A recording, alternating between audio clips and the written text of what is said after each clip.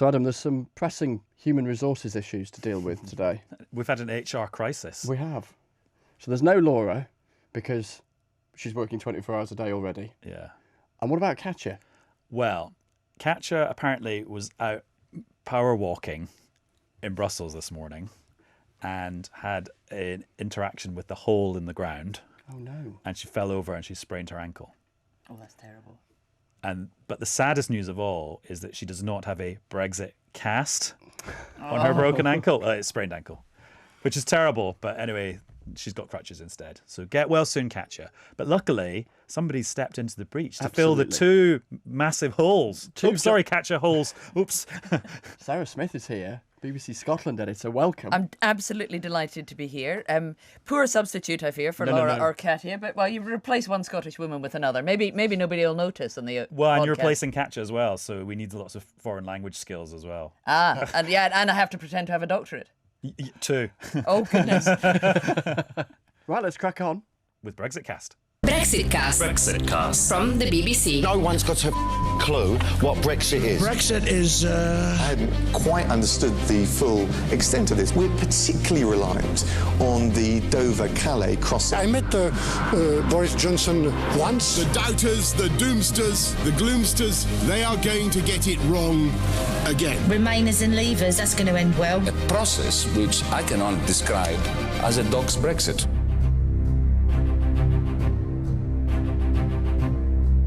It's Adam at Westminster. And it's Chris at Westminster. And it's Sarah Smith, the BBC Scotland editor. I'm also at Westminster on a very brief visit to London. Normally I'm covering the campaign in Scotland. I was at the SNP manifesto launch in Glasgow yesterday, but I'm delighted to be here in the studio in Westminster with you guys. Welcome, welcome. Thank you very much. And I have brought you a present, Chris. I've brought you a hard copy of the SNP manifesto because I know you're collecting them. I am. You've got binder envy, haven't you? I have. You know that Adam has more documents than you, so you're collecting all these manifestos. So there you go. So You've got one in full Technicolor. I've been burning out the BBC Westminster photocopier, but I much prefer having an actual... The original. The original. Not hand least because carried all the way down on the that train is from much Glasgow. appreciated. So I can... I know I'm nerdy for these things, but it is so much better having the actual thing. Firstly, during the campaign, but then they become a bit of a historical document. Well, and they're useful. So do you know what I did? I keep them all too. So I went and got the SNP manifesto from 2017 to compare with that one, took it with me to the campaign launch and found that half the pledges were exactly the same. So I got to ask Nicola Sturgeon, you didn't get to do any of this in 2017, so what makes you think you'll get it done in 2019? Just run last year's interview on the news. Yes. Yeah. Do you still have? Thank you. Do you still have the massive SNP doorstopper about what an independent Scotland would look like? The white That massive 600-page one? white Yes. paper, of course. It Good. sits on my desk. Good, not by the Along bedside with the table. Growth Commission report, obviously. But we'll get into all of that in a couple of minutes because first we'll talk about one of the other manifesto launches which happened this week. It was in Telford. It was the Conservatives launching their manifesto, bizarrely for electoral history, on a Sunday. We don't normally have a lot of manifesto launches on a Sunday. Sunday afternoon, but then as we regularly chat about here on Brexitcast, convention is very out of fashion. Yes. So they're picking a Sunday afternoon to do their thing, and it seems like an eternity ago. I know it's only Thursday night now as we record, Yeah. but Sunday just seems like another month, another era. Yeah, and I caught up with Laura Kuenssberg for a special guest appearance yesterday to talk about what was in the manifesto, which of course was launched by Boris Johnson. We're going to get Brexit done with a deal that is pre-cooked, ready to go, oven ready, as I keep saying, approved not just by our friends in the EU, but by every single one of the 635 Conservative candidates standing at this election. A deal that will allow us to deliver absolutely all the opportunities of Brexit, from free ports to free trade to cutting VAT on sanitary products, improving the welfare of animals. Get Brexit done, and we can restore confidence and certainty to business and to families. Get Brexit done, and we'll see a pent-up tidal wave of investment into this country. Get Brexit done, and we can focus our hearts and our minds on the priorities of the British people. So if anyone was in any doubt, Boris Johnson really says he wants to get Brexit done. I'd never heard that before until Telford on Catchy, Sunday, catchy. the Tory election launch, when, clearly that is the Tories' reason for having this election, and it is the Tories' main sell to the nation in this election. And Boris Johnson said it Actually, I wasn't counting. I think if I'd counted, it would have got to a lot during his speech. And it was interesting. That was the bit that the crowd who were assembled in the conference centre in Telford, which of course is a marginal seat, that was the bit that they loved, right? That was the bit that got the big kind of whoops and cheers among the Tory faithful assembled in the crowd. And I think it's in bold, that the implementation period, or the transition period, whatever we call it, will definitely end in December 2020, which some people say might be a bit of a hostage to fortune. Yeah, I mean, the implication for that is that you can get the all singing, all dancing trade deal done in a year with the European Union. And lots of people, trade experts and opposition politicians, are very, very sceptical about that. And it's been called the trapdoor. So somehow the Tory manifesto commits to leaving without a deal.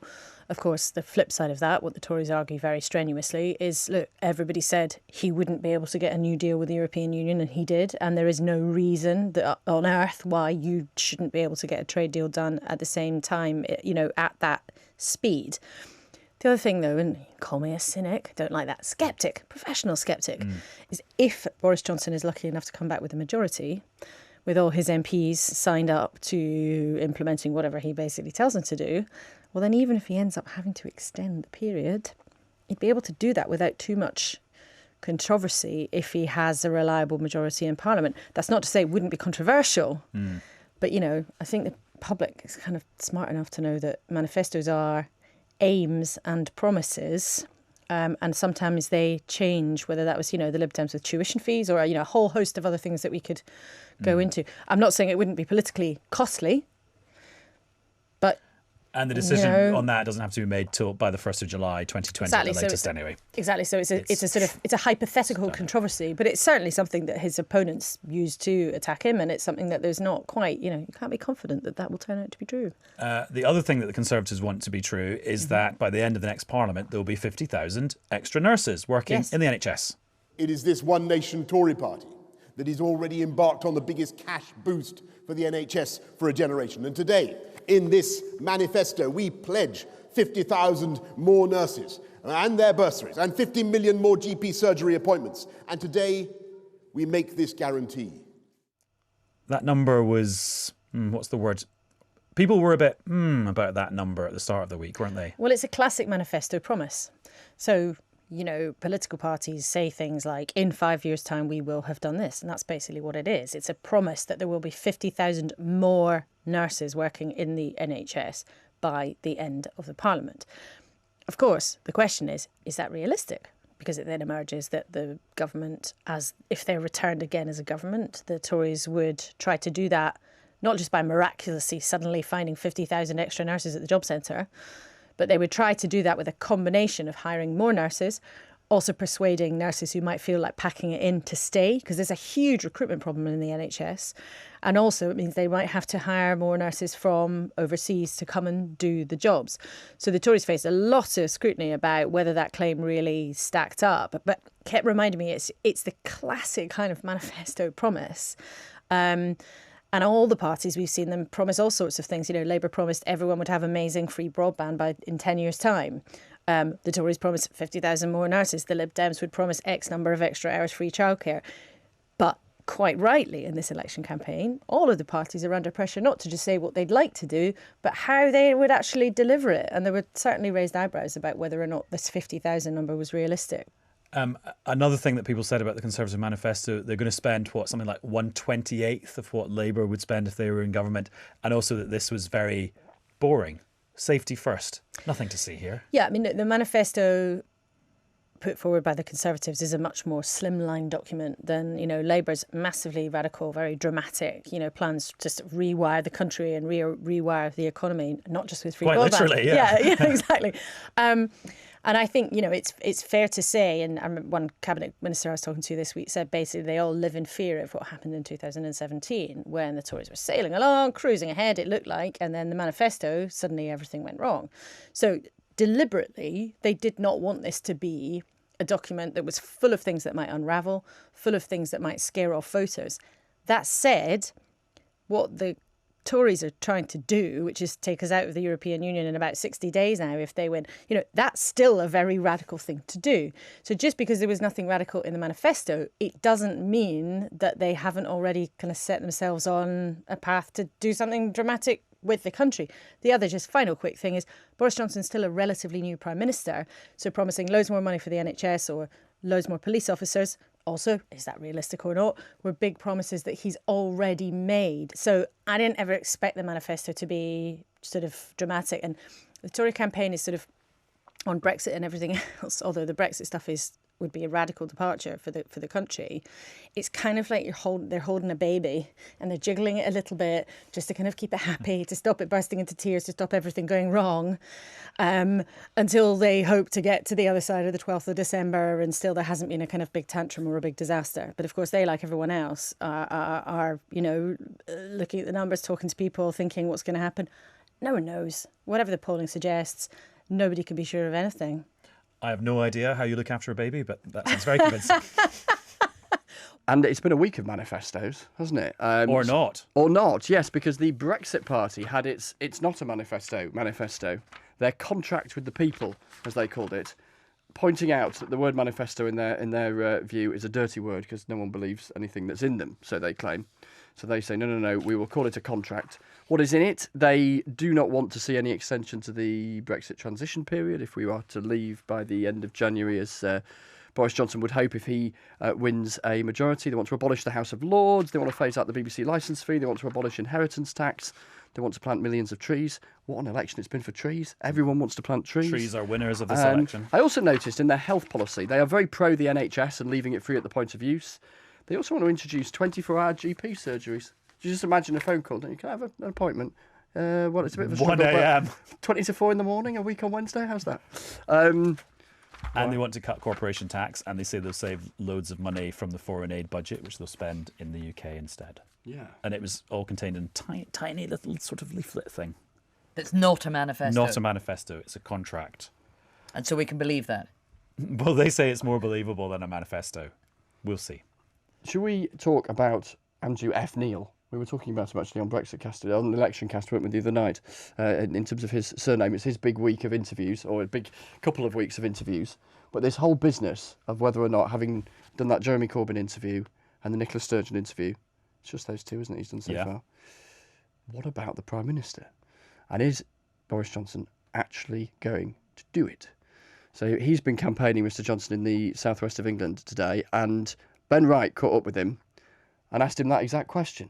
Will you sit down and be interviewed by Andrew Neil on the BBC before polling day? I will have all sorts of interviews with all sorts of people, and here I am being interviewed by you now. I'm sure that active discussions are taking place about future interviews with any number of people. We're talking for 5 minutes in a farm shop, but will you agree to a proper interview with Andrew Neil on the BBC before polling day? I'm sure that I will be having all sorts of interrogations and inquisitions from all sorts of people. I've no doubt that conversations are going on about all sorts of interviews with all sorts of people, and I look forward very much to their result. Is that a yes or a no? There is. Other people are getting involved in these conversations. It would be not. It's not my job to do. They will be deciding and discussing who. I'm very happy to be interviewed by anybody, and particularly by you. And I look forward to the outcome of those discussions. Can you see if you don't do this interview, critics will say that you're running scared, you're chicken, you're afraid of scrutiny. Here I am. I'm being interviewed by you. Are you saying? We're talking for 5 minutes. It's not a full-length interview. Are you saying that you're incapable of providing scrutiny? This is a 5-minute interview in a farm shop. It's not the same thing. A big sit-down interview, half an hour in a studio, is totally different from a quick chat on the campaign trail, isn't it? Absolutely. I don't think I've ever had the chance to do an interview that was a full half hour long. You can plan it out, but also you can lead people into the corners where the detail gets more tricky for them, because everybody's got one answer to the question about what do you say you're going to do about this. They've always got a comeback. But if you say, but if you do that, this will happen. And if you do this, then that'll happen. And then what do you do? That's when it gets tricky. And that's what you've never got time for. And Jeremy Corbyn had his rough ride in the company of Andrew Neil, didn't he, for half an hour? And now I suppose, from Downing Street's perspective, from the Conservatives' perspective, with Boris Johnson, it's a calculation, isn't it? A crude calculation of, do you take a bigger hit by being accused of being a chicken and not going on, or by going on, and if the precedent of the first two interviews is anything to go by, and Andrew's approach to these things, a rough half an hour. But then if you're confident in your own argument, maybe you think that's worth doing. And does that thing about being chicken end up living on beyond the election if you're Prime Minister? Well, and also as some newspaper saying somebody dressed up in a chicken suit to follow you around everywhere, as has happened at previous elections. Right, Sarah, we've got to talk about the ice sculptures. The ones that are big stuff. standing in the Channel 4 studio instead of Nigel Farage and Boris Johnson because they wouldn't take part. Yeah, so tonight Channel 4 had their leaders debate about climate change, but Boris Johnson and Nigel Farage were invited, didn't turn up, and they were replaced by ice sculptures. In the Channel 4 studio, except Michael Gove did turn up. So he turns up and he says, well, I'm here to represent the Conservatives, so let me on instead. And Channel 4 said, no, you're not the leader. The Conservatives have now said we're going to complain to Ofcom, the broadcast regulator, and the debate goes ahead with the 2 ice blocks. The Brexit Party just didn't turn up at all, but the Conservatives tried to send someone else, and Channel 4 said, well, hang on, we've got leaders here, and you're not a leader. And that's that. Yeah, so Alex Thompson, Channel 4's chief news correspondent, has been tweeting, Michael Gove said, I am a leader. And they said to him, but you're not the leader. And Michael Gove said, well, I shouldn't worry about prepositions. But Channel 4 said, well, they're actually completely different jobs. So Yeah, it doesn't what's he count. a leader of? Men? Of in his own household? Doubt it. Actually, no, he's married to Sarah Vine, isn't he? So I think she's the leader of that household. Anyway, what we can say, though, is it has been a good night for ice sculptors. It has, because those 2 globes, I think they are globes, aren't they, sitting on either end of the Channel 4 stage, sitting there, melting under the TV lights. Is it a good night if you watch your work slowly melting on television? I think that's every night for an ice sculptor. Probably. Anyway, right, the SNP. Should we talk about the shiny new document that you've kindly brought to me from Scotland, the SNP manifesto, Stronger for Scotland? What Launched in a groovy nightclub. Was it? Yeah. That's our second nightclub yes, launch. the Dems had a groovy nightclub, the coolest place I've ever been in my life. So how groovy was the groovy nightclub the SNP were in? So I think at night it's quite groovy. Once you've covered it in Stronger for Scotland banners and written Stop Brexit all over the walls, it looks pretty much like any other manifesto launch, to be perfectly honest. And in terms of content, what jumped out at you? So they're absolutely front and centre about their argument for Scottish independence. Now, that might sound incredibly obvious. They are the Scottish National Party. What on earth else would they be talking about? It's not always true that they really foreground that in every election. Sometimes they want to talk about other issues because they think it helps the Conservatives, it helps galvanise the Unionists, all the people who don't want an independent Scotland, to come out and vote against them if they talk too much about independence. But Stop Brexit was the sign on the podium. Stop Brexit is what they talk about a lot. Nicola Sturgeon admits she can't do that by herself. The only way she could stop Brexit is if there was a minority Labour government, if she did a deal with Jeremy Corbyn, then she could go along with his plans for a second referendum after a renegotiated deal. But Brexit was a big headline. Let's hear some of what she had to say about it. We must not let Brexit rob our children's future. That means the kind of country we want Scotland to be is on the ballot paper. And at the heart of it all, I ask people in Scotland to consider this simple but fundamental question before you cast your vote. Who should decide Scotland's future? The people who live here or Boris Johnson? A vote for the SNP on December the 12th is a vote to escape Brexit. Now, by escaping Brexit, obviously what she means is if there was another referendum on Scottish independence, if Scotland voted to become independent, then an independent Scotland could apply to join the European Union. So it's not a one-step escape Brexit. But if you listen to that clip there, you can hear some of how this argument works in Scotland, where basically the SNP can't lose. If they do end up propping up a minority Labour government, then they get to implement some of their pledges in their manifesto. They probably get to have another independence referendum. If Boris Johnson and the Conservatives win a majority, Brexit goes ahead, then Nicola Sturgeon can say Scotland's been taken out of the EU against its will. Scotland has had yet another Tory government it didn't vote for, foisted upon it in Westminster, and it strengthens her case for independence. So this election, however it turns out, is really a win-win for the SNP. It was quite striking, I thought, listening to her in the news conference. She had a statistic which I haven't got written down in front of me, but you may recall it, along the lines of she was casting back to, was it the 1960s, the last time that Scotland had endorsed a Conservative government around the UK. 1955. 1955, right. And so making the argument about the number of general elections since then, the Westminster government was not endorsed as a whole by the Scottish electorate. Well, and it used to be, of course, that Scotland voted Labour in huge numbers and sometimes got a Conservative government at Westminster instead, whereas the Scottish Labour Party is a shell of what it used to be. I mean, at one point it was returning 50 Labour MPs down to Westminster. Now they've got 7, and it's really looking quite difficult for them to hold on to that. They might be reduced to 1 Labour MP at the end of this election in Scotland. The really big ask for the SNP, though, is about having another independence referendum, because they can't legally do that unless Westminster sanctions another vote. And there's a squabble about the dates. Boris Johnson has said, absolutely not, under a Conservative government, no referendum for the next 5 years. Not happening. Labour keep changing their position on this, but the latest iteration of it is that it wouldn't happen in the first couple of years of a Labour government. That's at odds with Nicola Sturgeon's position, which is she wants it to happen next year. She wants it to happen in 2020, crucially before the end of the transition period. Now, she'd been changing her language on that a little bit. I've been listening to her for the last couple of weeks, and she started talking about... She talked about the principle, didn't she? Exactly. Yeah. That Westminster has to accept the principle that it's for Scotland to decide when it has a vote. And I thought, OK, this is where she's leaving the door ajar. So Jeremy Corbyn accepts the principle, and she then chooses not to have it in 2020, not to have it in the first couple of years of a Labour government, and everybody gets what they want. So I asked her that directly. Does it have to be in 2020? And she said yes. That is our red line. Okay. It must be next year.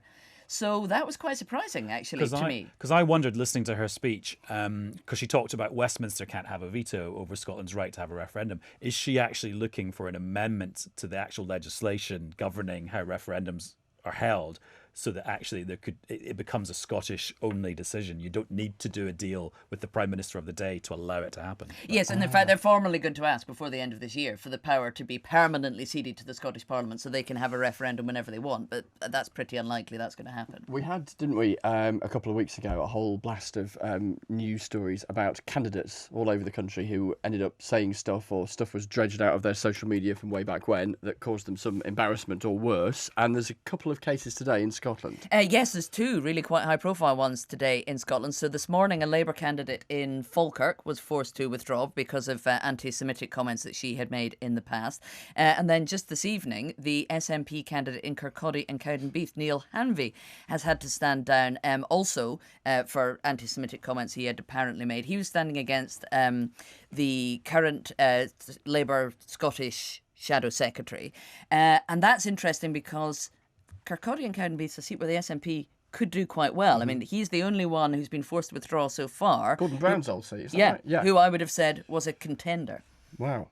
But the curiosity is, at this stage in the campaign, is that even if a party kind of disowns a candidate and they stop campaigning on their behalf, they're still on the ballot paper. And they could still be elected. Yeah. And if they get the most votes, they will still be the MP. They'd sit as an independent, presumably, because they will have been expelled from their own party, but they could still be elected. Yeah, and their party affiliation will sit there on the ballot paper, even Yes. though they've since been kicked out. Yeah, so if you turned up with a plan to vote Labour or to vote SNP and you maybe hadn't been following all the minutiae of what was happening in the news, you maybe wouldn't know that you were voting for somebody who had been expelled from their own party. Has the SNP had a problem with anti-Semitism, or is this just a completely isolated case? This is the only one I've heard of. Right. There's been less of it generally with the Labour Party in Scotland as well. They've had more problems with it. And there was, in fact, a Tory candidate in Glasgow was made to stand down, who was expelled from the party yesterday for apparently Islamophobic remarks as well. So it mirrors some of what's happening in the rest of the UK, but it comes up less frequently. Now, so this time last week, we ended up doing a bit of a quiz. So some people are sick of these quizzes. I am not sick of these quizzes. That's because you ask the questions and the rest of us are stupid. And also we have to do this for balance because there's been more manifestos and more manifesto launches since last week. So this is an equally balanced quiz. Got my crib sheets here. Do you know whose 80th birthday it was this week? Oh, Tina Turner. Tina Turner is 80 this week. 80? Isn't that amazing? Tina Turner is 80. And if you're listening on the podcast, for rights reasons, you'll be hearing some generic Tina Turner-esque music. because Tina's people don't like her music appearing on podcasts. In fact, nobody's people like commercial music appearing on Simply podcasts. the worst. So the format of the quiz this week, you have to work out. I'm going to give you a quote. Is the quote from a manifesto launch this week or from a Tina Turner song? Okay, and do we have to know which manifesto? Well, I will give you some clues. So here we go. Right. Chris, you can go first. Okay. To give our guests time to prepare. The quote is, trapped like a lion in a cage. Is that Boris Johnson in Telford or Tina Turner in Private Dancer? That is Boris Johnson in Telford. It's on the first few pages of the manifesto. Correct. Yes. What's the rest of the sentence? So hang on, I'll see if I can find it. Let's have a look. Trapped like a tiger in a cage. Here we go. Is that the UK trapped inside the EU? Here we are. Here it is. Look, so in the introduction, written by Boris Johnson, get Brexit done, yada, yada, yada. Get Brexit done and we can release that lion from its cage and take this amazing country forward. There we go. Right. Next quote for you, Sarah. Now is our time. Is that Adam Price, leader of Plaid Cymru, in their manifesto, or Tina Turner in We Don't Need Another Hero? Now is our time. I mean, it could be Plaid Cymru. It's the sort of thing you would expect them to say, but I'm going to guess that because the last one was in a manifesto, that one's Tina Turner. It was Adam Price. You were right the first time. Right. Here's the next quote. This is for you, Chris. I left a good job in the city. Is that Nigel Farage or Tina Turner in Proud Mary? Nigel Farage has definitely said that before. He was a commodities trader. He was. But I think that's Tina. It's Tina Turner. Correct. Happy birthday, Tina. Just a very quick public service nod to some stuff in the Plaid Cymru manifesto, this being our sort of big manifesto week. The most striking thing, mirroring the conversation we're having about the SNP actually, is Brexit. They say early on in their manifesto, page 5, no form of Brexit would be good for Wales. It would devastate the livelihoods of thousands of our people. And of course, the curiosity is, Wales voted for Brexit by a greater proportion than the UK as a whole, but in the kind of seats that Plaid hope to win and hold on to, where the margins, by the way, are so slight. They hope that'll be a message that resonates. But that's the big thing on the big issue of the election, where they are pitching themselves. Right, we're running out of time. What are we going to be talking about next week? So what have we got in the next week? So tomorrow night we've got this big latest BBC debate, haven't we, with 7 parties appearing in Cardiff. In Cardiff with Nick Robinson. And then it's the big head-to-head, Jeremy Corbyn, Boris Johnson with Nick Robinson the following Friday. Yeah. And I'm hosting the Scottish Leaders Debate that week. What day is that? You can tune in on BBC Scotland if you can find it on the iPlayer on the 10th with the 4 Scottish party leaders, including Nicola Sturgeon. And it's on BBC Parliament as well, apparently. Of course. And what else is happening next week? I mean, there's been a lot of dashing around the country. Oh, and the Prime Minister's actually got some prime ministerial duties because, of course, government continues. So it's the NATO summit, isn't it, taking place next week? Starring Donald Trump. Oh, of course, yes. Or is that the following week? No, I think that is next week. It's just that weird thing. We're such in this election bubble, we forget. You'd think we'd know what day Donald Trump was coming to the UK, but because we're so confused and which golf course he's going to play on. Exactly. Well, I wonder if he's going to come to Scotland. Well, so we have been wondering that ourselves. It's so top secret that we don't know. He owns 2 golf courses in Scotland, of course. He went to Trump Turnberry the last time he was here, so we don't know if we're going to see him up in Aberdeenshire or not. And I'm going to spend the week next week following Labour around, and it'll be interesting to see the extent to which they do this thing strategically of going after previous Labour voters in Brexity areas who voted for Leave themselves and might be tempted by the Conservatives in the context of the poll that we've seen today from YouGov and the trend of the poll suggesting Labour have got some catching up to do. The tilt. Yeah. The tilt. Sarah, thank you very much for joining us. I feel like we should present you with a bouquet of flowers, but you know how disorganised and cheap we are. That's not going to happen. But thank you anyway. I hope you've enjoyed it. I certainly have. And thanks everyone else for joining us. Bye. Bye. Brexitcast Brexitcast from the BBC.